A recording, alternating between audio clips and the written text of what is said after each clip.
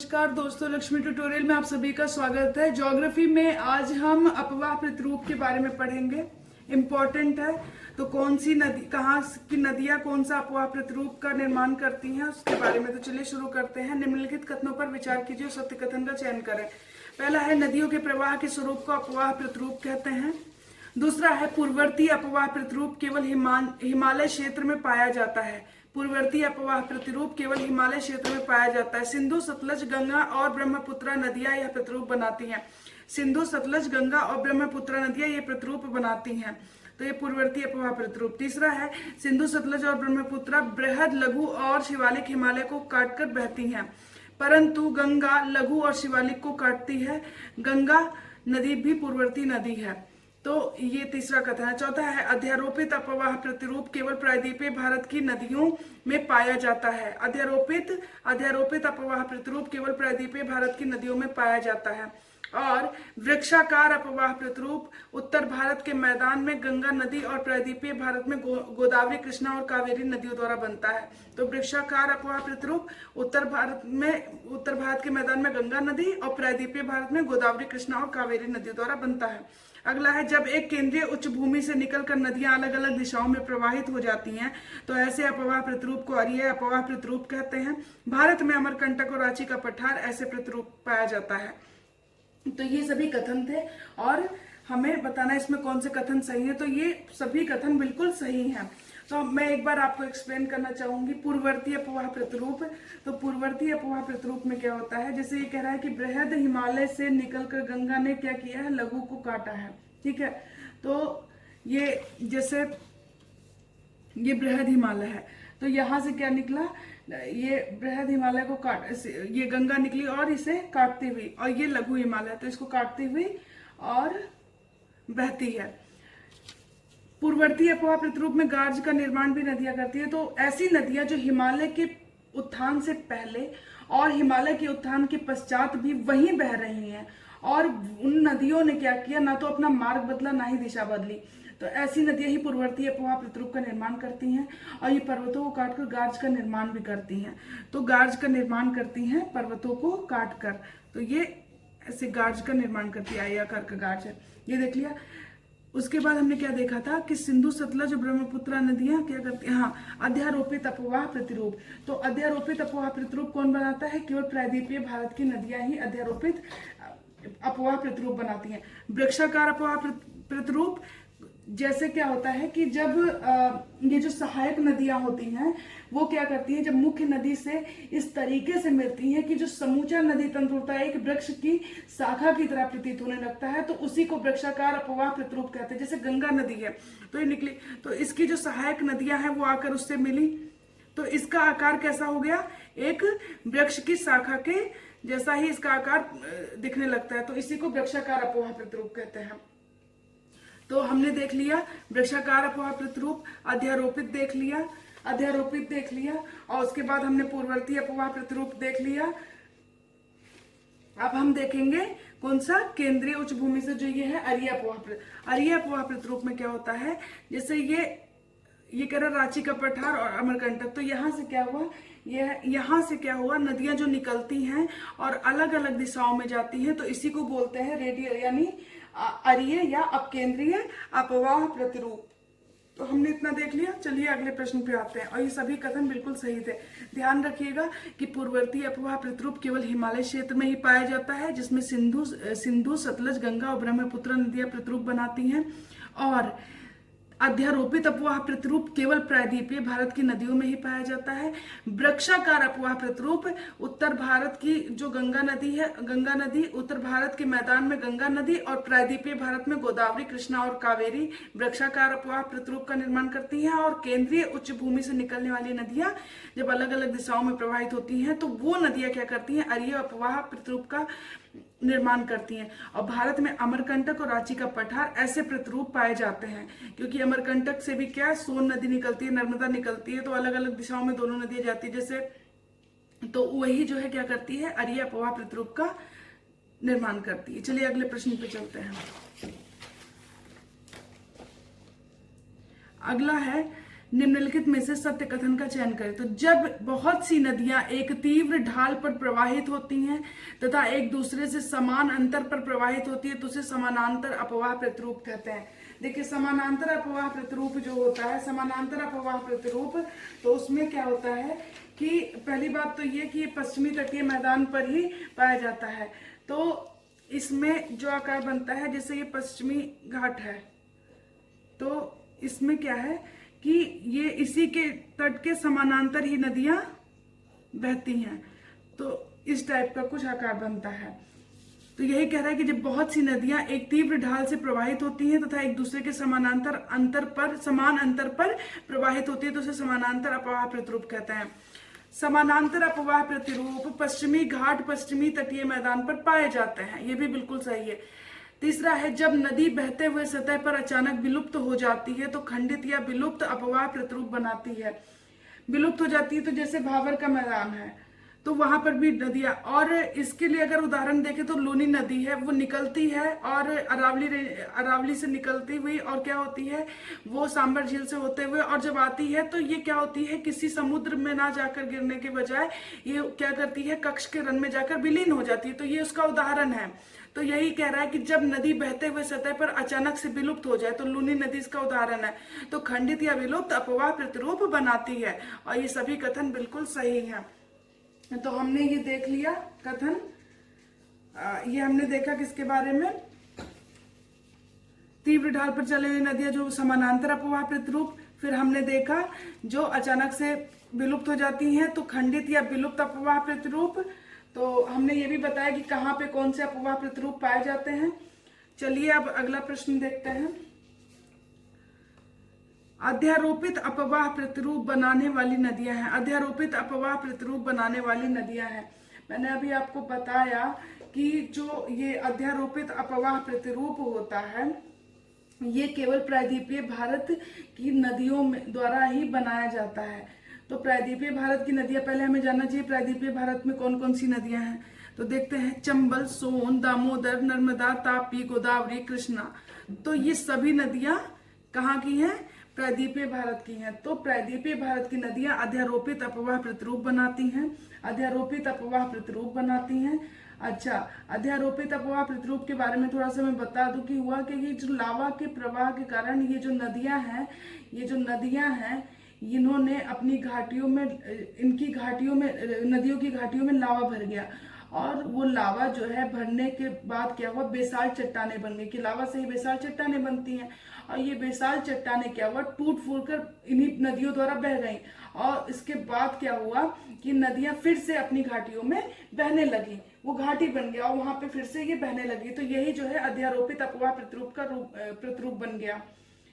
तो हमने देखा कि अध्यारोपित अपवाह प्रतिरूप बनाने वाली नदियों के नाम चंबल, सोन, दामोदर, नर्मदा, तापी, गोदावरी, कृष्णा। चंबल, सोन, दामोदर, नर्मदा, तापी, गोदावरी, कृष्णा, ये सभी नदियां यही अध्यारोपित अपवाह प्रतिरूप बनाती है। और ये सभी नदियां जो है कहाँ की हैं, प्रायद्वीपीय भारत की नदियां हैं। तो ध्यान रखिएगा। चलिए अगले प्रश्न पे आते हैं। यह भारत की ताजे पानी की सबसे बड़ी झील है। पहला कथन है, यह भारत की ताजे पानी की सबसे बड़ी झील है। दूसरा है, झेलम नदी वेरीनाग झील से निकल श्रीनगर होते हुए इस झील से होकर गुजरती है। जो झेलम नदी है वो वेरीनाग से निकलती है और श्रीनगर होते हुए इस जिस झील के बारे में बोल रहा है उसी झील से होकर गुजरती है। दूसरा है, यह गोकुर झील का उदाहरण है। इसके निर्माण पर विवर्तनिक क्रिया का भी प्रभाव है। ये कथन है, किसके संदर्भ में कथन है?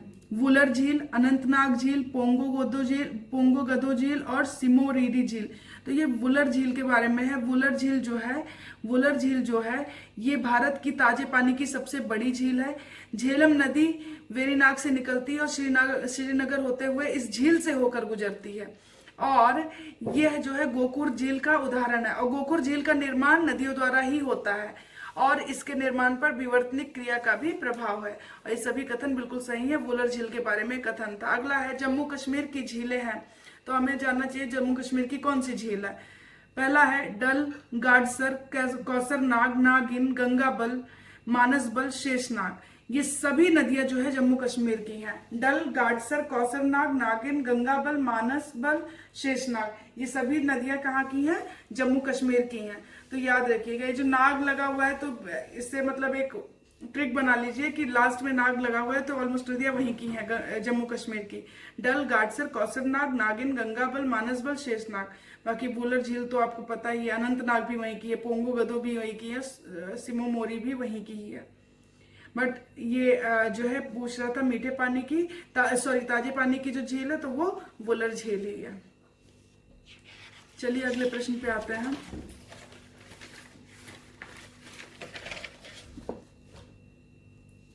निम्नलिखित में से सत्य कथन का चयन करें।